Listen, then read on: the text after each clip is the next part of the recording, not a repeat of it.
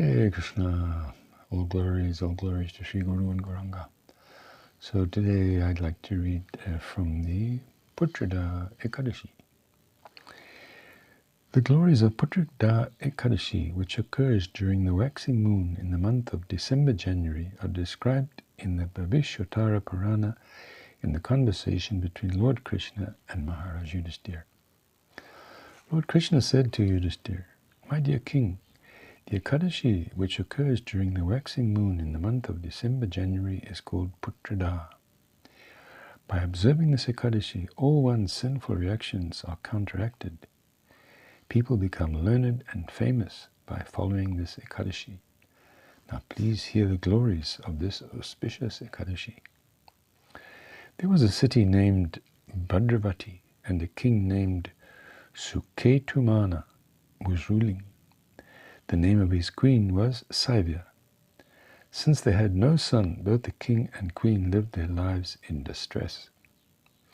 They spent most of their time performing religious activities. Because the king and the queen were afflicted with lamentation, the water that they offered during the time of offering oblation to their forefathers appeared hot. Meanwhile, the forefathers were also worried, thinking that after King Suketuman, no one would be there to offer them oblations. Knowing this distress of the forefathers, the king became even more morose and did not feel any pleasure in the association of his friends, well-wishers, or ministers. Being merged in lamentation and hopelessness, the king considered that without a son, human life is useless. It is impossible to become free from the debts to the demigods, to the forefathers, and to the human beings without possessing a son. Without heaps of pious activities and devotion to Vishnu, one cannot possess sons, wealth, and knowledge. After concluding in this way, for his own benefit, the morose king secretly left for the forest, riding on a horse. King Suketuman entered the forest, which was inhabited by birds and beasts, and began to search for a place to take rest. Within the dense forest, the king saw various trees, such as banyan, pipal, date, tamarind, palm, shal, malasiri, saptaparna, tilak, tamal, sarala, hingata, arjuna, levhera, bahida, salaki, patala, chateshu, and palasa, as well as various animals such as tigers, lions, wild elephant, deer, wild pigs, monkeys, snakes, leopards, and hares. Instead of resting, the king then began to wander through the forest. The king became scared and surprised by hearing the howling of the jackals and the sounds of the owls. Wandering in this way in all directions, the king soon became very tired. It was midday and the king was very thirsty. He thought that, though I have pleased the demigods through worship and sacrifices, maintained my subjects like my own children, and satisfied the Brahmins by offering them foodstuffs and dakshin, still I am suffering like this today. Being absorbed in this thought, King Suketuman wandered here and there. Suddenly he saw a lake which was as beautiful as Manasarovara, filled with lotuses. Many swans, chakravak, and chakora birds were sporting in the waters of that lake.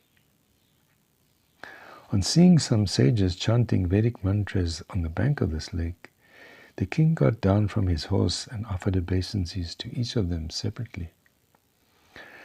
The sages became pleased by the king's behavior and asked him, "O king, we are pleased with you. Please ask us for some benediction." The king said, "Who are all of you? Why have you come to this lake?" The sages replied, "We are Vishwadevas and have come here to take bath. Today is the auspicious Putrada Ekadashi. If a person desirous of a son observes this vow, he is certainly benedicted with a son." The king said, "I have tried so many things to get a son, but till today I have not been successful. Since all of you are pleased with me, kindly bless me with a beautiful son." Then the sages instructed, "Today is Putrada Ekadashi, O king. Observe this Ekadashi with great care. Then by the mercy of the Lord and by our blessing, you will certainly receive a son." Thereafter, following the instruction of the sages, the king observed the auspicious Putrada Ekadashi. On the next day, he broke his fast, and after repeatedly offering obeisances to the sages, he returned to his palace. In due course of time, Queen Savya became pregnant. By the blessings of the sages and the influence of the piety accumulated by observing Putrada Ekadashi, the king begot a pious and brilliant son. Thereafter the king happily ruled his kingdom, and his forefathers also became satisfied. Lord Krishna continued, "O King Yudhishthira, by following this Putrada Ekadashi, one can get a son and attain the heavenly planets. Anyone who hears or sings the glories of this Ekadashi certainly achieves the results of an Ashvamedha sacrifice." Putrada Ekadashi ki jai.